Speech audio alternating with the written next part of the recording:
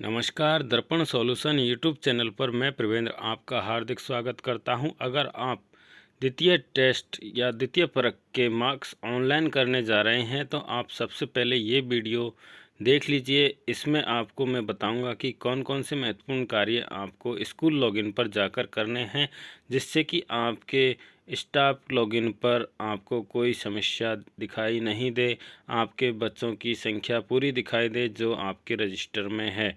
तो सबसे पहले हम चलते हैं स्कूल लॉगिन पर, और स्कूल लॉगिन के अंदर हम चलेंगे स्माइल 3.0 पर।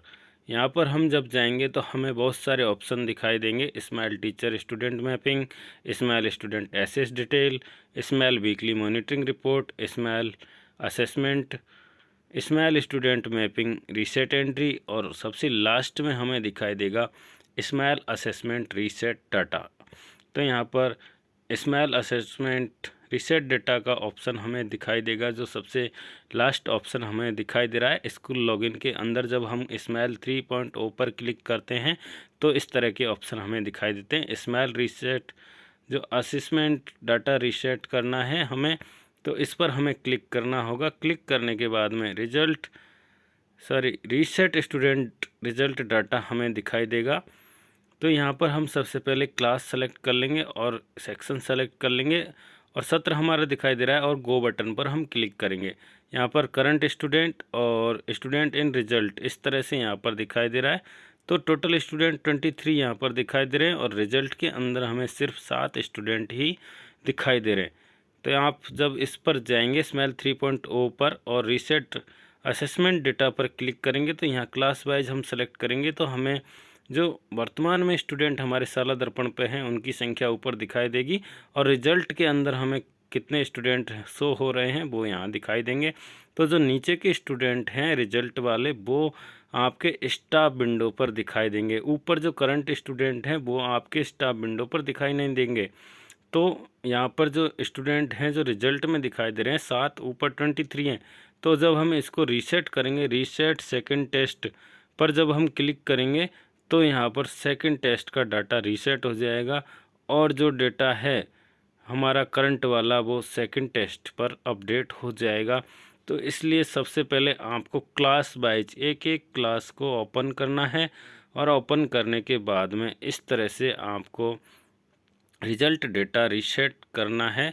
तो हमारे ऊपर 23 थे, अब नीचे भी हमारे रिजल्ट के अंदर स्टूडेंट इन रिजल्ट 23 हो गए हैं। इस तरह से हमने क्लास 1 का डेटा रीसेट कर लिया है। अब हम क्लास 2 पर जाएंगे, जहाँ पर सेकंड क्लास के अंदर स्टूडेंट हमारे 17 हैं, और नीचे हम देखते हैं रिजल्ट में कितने हो रहे हैं, 11 स्टूडेंट शो हो रहे हैं। तो हमारे यहाँ पर 6 स्टूडेंटों का अंतर आ रहा है। हम वापस से यहाँ पर रीसेट सेकंड टेस्ट पर क्लिक करेंगे, और हमारी जो अंतर आ रहा है स्टूडेंटों का उसको हम क्लियर करेंगे। तो यहाँ पर हमने कर लिया है। ये रिजल्ट डेटा रीसेट सक्सेसफुली का ऑप्शन हमारे सामने दिखाई दे रहा है। हमने अभी 2 क्लासों का डाटा रीसेट कर लिया है। तो हम क्लास वाइज इस तरह से सभी क्लासों का, जितना हमारा स्कूल है, कक्षा 1 से 5 है तो 1 से 5 तक का देखेंगे, 1 से 8 है तो 1 से 8 तक की डिटेल देखेंगे। अगर हमारा 1 से 10 तक का विद्यालय है तो वहाँ तक हम देखेंगे।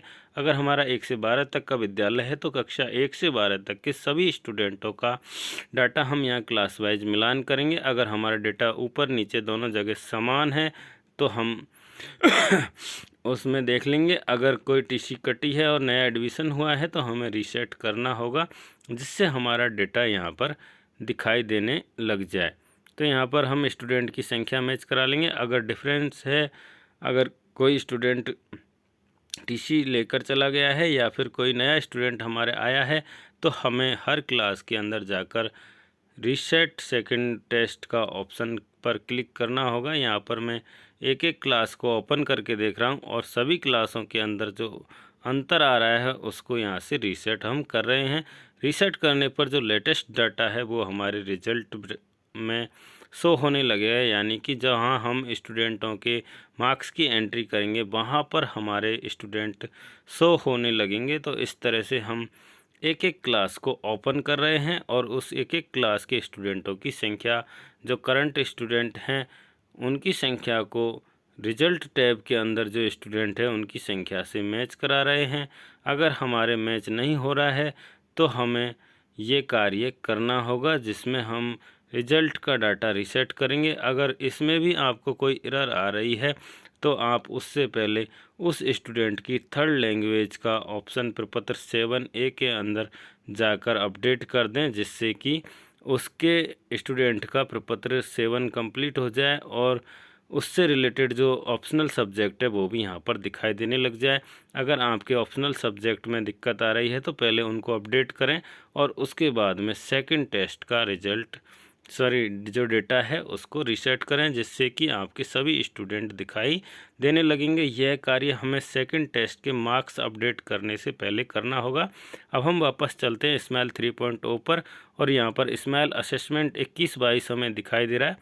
इस पर हमने क्लिक किया है। सत्र यहाँ पर हमारा है। हम यहाँ पर एक क्लास सेलेक्ट करेंगे जिसके मार्क्स की एंट्री संबंधित कार्य हमें देखना है और यहाँ से हम अब मार्क्स की एंट्री भी कर सकेंगे। यहाँ पर सेकंड टेस्ट टर्म एग्ज़ाम हमने सेलेक्ट किया है और यहाँ पर हमें दिखाई दे रहा है सारे कॉलम खाली दिखाई दे रहे हैं, स्टूडेंटों के नाम दिखाई दे रहे हैं और सबसे नीचे सेव ऑल का ऑप्शन दिखाई दे रहा है। यानी कि हम विद्यालय के अंदर जाकर भी स्कूल लॉगिन करके और स्कूल लॉगिन के अंदर स्माइल 3.0 टैब में जाकर स्माइल के जो हमारे टेस्ट हो रहे हैं या सेकंड टर्म टेस्ट जो एग्ज़ाम हुई है, सेकंड टर्म एग्ज़ाम, उसके मार्क्स हम यहाँ से स्कूल लॉगिन में जाकर भी भर सकते हैं। और वैसे तो ये स्टाफ विंडो पर हर क्लास टीचर के दिखाई दे रहा है, तो वहाँ से ही अपलोड करना है। अगर किसी कारणवश वहाँ से नहीं कर पाते हैं तो स्कूल लॉगिन के अंदर स्माइल 3.0 उसके अंदर स्माइल असेसमेंट जो मार्क्स एंट्री का ऑप्शन है इस पर हम क्लिक करेंगे तो यहाँ पर हमारे अगर हमने पहले भर दिया है तो भरा हुआ डाटा दिखाई देगा। अगर हम भरना चाहते हैं तो हम उस क्लास को ओपन करेंगे और उससे संबंधित डाटा यहाँ अपलोड कर सकते हैं। यहाँ पर आपको दिखाई दे रहा है स्माइल असेसमेंट मार्क्स एंट्री 21-22, ये स्माइल 3.0 टैब के अंदर है। और जब हम यहाँ पर जाएंगे तो क्लास सेक्शन और एग्ज़ाम पैटर्न सेलेक्ट करके हम यहाँ से ओपन कर सकते हैं और इन सभी स्टूडेंटों की एंट्री यहाँ पर की जा सकती है। तो ये पूरी प्रोसेस मैंने जो आपको बताई है, इसमें एक एक क्लास का डाटा हमें चेक करना है कि किस क्लास के डाटा अपडेट हो गया है, टेस्ट के मार्क्स अपडेट हो गए हैं। अगर नहीं हुए हैं तो उनको अपडेट करना है। और अगर किसी कार्मिक के स्टाफ विंडो पर लॉगिन नहीं हो रहा है तो स्कूल लॉगिन के अंदर भी ये ऑप्शन है, जिसके माध्यम से जो स्कूल लॉगिन है उसमें स्माइल टैब के अंदर डाटा एंट्री यानी मार्क्स एंट्री के ऑप्शन पर जाकर उस क्लास के स्टूडेंटों के मार्क्स की एंट्री की जा सकती है। यहाँ पर आपको दिखाई दे रहा है क्लास ओपन हो रही है और उस क्लास के अंदर मार्क्स की एंट्री का ऑप्शन हमें दिखाई दे रहा है। एक एक स्टूडेंट के सामने हम मार्क्स की एंट्री करेंगे और सबसे नीचे जाकर सेव ऑल बटन पर क्लिक करेंगे। जैसे ही हम सेव ऑल पर क्लिक करेंगे हमारा जो डाटा है यहाँ पर सेव हो जाएगा। यहाँ पर सभी सब्जेक्ट हमने ऑल सेलेक्ट कर रखा है इसलिए दिखाई दे रही हैं। हम एक एक सब्जेक्ट को भी यहाँ से सेलेक्ट करके यहाँ डाटा फीड कर सकते हैं। इस तरह से आपको ये पूरी प्रोसेस मैंने बताई है। आशा करता हूँ आपको ये वीडियो पसंद आएगा। अगर वीडियो पसंद आता है तो लाइक करें, कमेंट करें और अपने दोस्तों के बीच में शेयर करें। बहुत बहुत धन्यवाद।